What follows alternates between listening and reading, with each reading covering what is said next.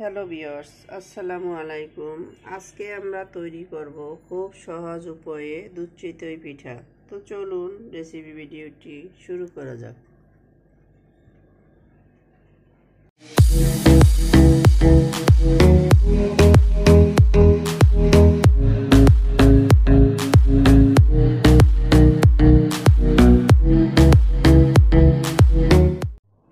শুরুতে এটা তৈরি করার জন্য এখানে আমি প্রায় মেজারমেন্ট কাপের 3 কাপ আতপ চাল ধুয়ে পরিষ্কার করে 2 ঘন্টা ভিজিয়ে রেখেছিলাম। এখন এটাকে ব্লেন্ডারে মিহি পেস্ট করে নিব। আমি চালগুলোকে একটা ব্লেন্ডার জারের ভিতরে নিয়ে নিয়েছি।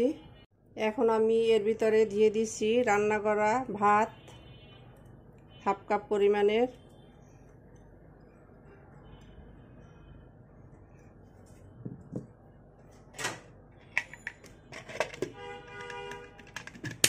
তো এখন ফিরে আসছি এটাকে মিহি পেস্ট করে নেওয়ার পরে। চালটাকে আমি ব্লেন্ডারে পেস্ট করে একটা বলের ভিতরে ঢেলে নিয়েছি, দেখতে পাচ্ছেন। এখন আমি এর ভিতরে আরও কিছুটা পানি দিয়ে দিচ্ছি, কারণ আমার ব্যাটারটা অনেকটা বেশি ঘন, তাই।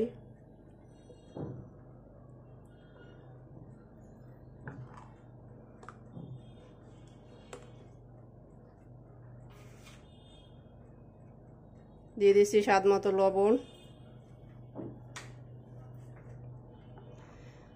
আমি এই পিঠাটা খুব সহজ ওয়েতে তৈরি করব, তাই এর সাথে রান্না করা ভাত অ্যাড করেছি। আপনাদের হাতের কাছে সময় থাকলে রান্না করা চাল মানে ভাতের যে চালটা ওইটা 3-4 ঘন্টা ভিজিয়ে এর সাথে ইউজ করবেন। এভাবে এর সাথে ভাত ইউজ করলে অথবা সেদ্ধ চাল ইউজ করলে পিঠাটা দীর্ঘ সময় সফট থাকবে। তো আমাদের ডোটা রেডি, দেখতেই পাচ্ছেন। এটা বলে বোঝানো যাবে না, এটা দেখে বুঝে নিতে হবে। এভাবে উপর দিয়ে ছাড়লে সাথে সাথে এটা মিশে যাচ্ছে। তো আমাদের ডো রেডি। এখন চলে যাব কিচেনে। তো চলুন কিচেনে যাওয়া যাক। কিচেনে এসে চুলায় একটা লোহার প্যান বসিয়ে নিয়েছি। আমি এখন সামান্য এটা টিস্যুতে তেল দিয়ে নিচ্ছি। এ দিয়ে প্যানটাকে মুছে দিচ্ছি। এতে করে পিঠাটা খুব সহজে ওঠানো যাবে।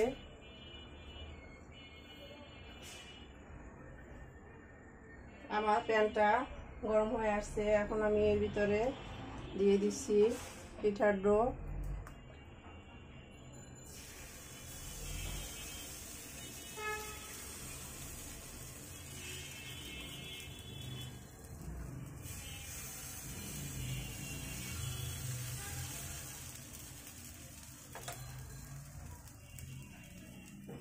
ঢাকনা দিয়ে ঢেকে দিচ্ছি।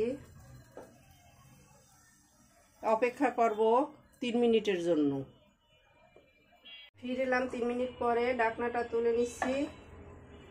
তো দেখতেই পাচ্ছেন আমাদের পিঠা কতটা সুন্দরভাবে ফুলে উঠেছে।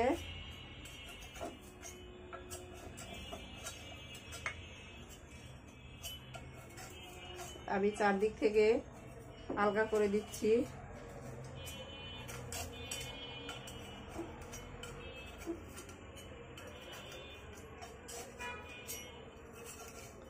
এখন আমি এগুলোকে এক এক করে তুলে নিব।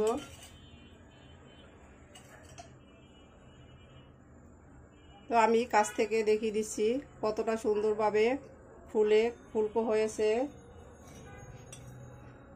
এক এক করে আমি সবগুলো পিঠা তুলে নিচ্ছি। আমি সবগুলো পিঠা তুলে নিয়েছি, দেখতেই পাচ্ছেন। এটার উল্টো সাইডটাও কতটা সুন্দর হয়েছে। তো একইভাবে আমি বাকি পিঠাগুলো ফ্রাই করে নিব। তো আমি আরও এক বাস পিঠা দিয়ে দিচ্ছি।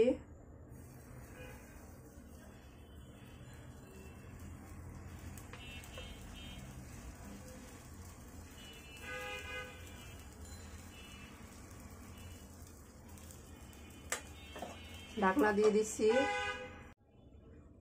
এবারও আমি 3 মিনিট অপেক্ষা করব। তো ফিরে আসছি আবার 3 মিনিট পরে। ফিরে এলাম 3 মিনিট পরে, ঢাকনাটা তুলে নিচ্ছি। তো দেখতে পাচ্ছেন আমাদের এই পিঠাগুলো খুব সুন্দরভাবে ফুলকো হয়েছে। তো আমি এগুলোকে এভাবে তুলে নিচ্ছি।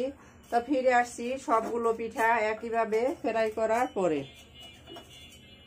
আমাদের সবগুলো পিঠা ফ্রাই করে নেওয়া হয়ে গেছে। এখন আবার চলে যাব কিচেনে। কিচেনে এসে চুলায় আমি একটা প্যানে 1 লিটার লিকুইড দুধ দিয়ে দিয়েছি। এখন এর ভিতরে দিয়ে দিচ্ছি স্বাদ মতো চিনি।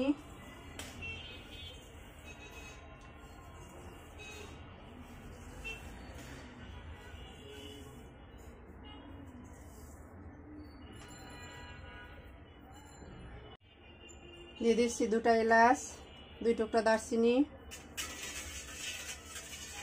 এলাচ দারচিনি এর থেকে খুব সুন্দর একটা স্মেল বের হবে। এখন আমি এর ভিতরে দিয়ে দিব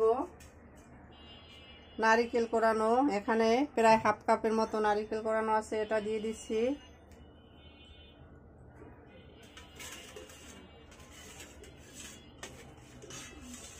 এখন অপেক্ষা করব এটা ফুটে আসার জন্য। দুধ নারকেলের মিক্সচারটা ফুটে উঠেছে, দেখতে পাচ্ছেন।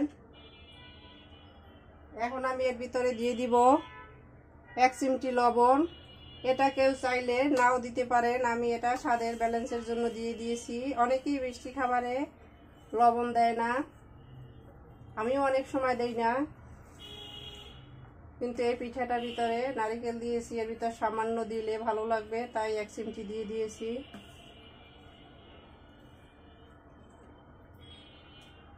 তো আমি এটাকে আরও 2-3 মিনিট জাল করে নেব, যাতে করে নারকেলটা খুব ভালোভাবে সেদ্ধ হয়। আমাদের দুধ নারকেলের মিক্সচারটা পিঠা তৈরির জন্য রেডি।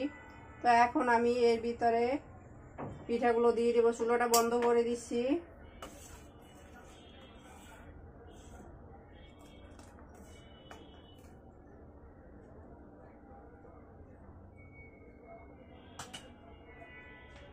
এক এক করে পিঠাগুলো দিয়ে দিচ্ছি।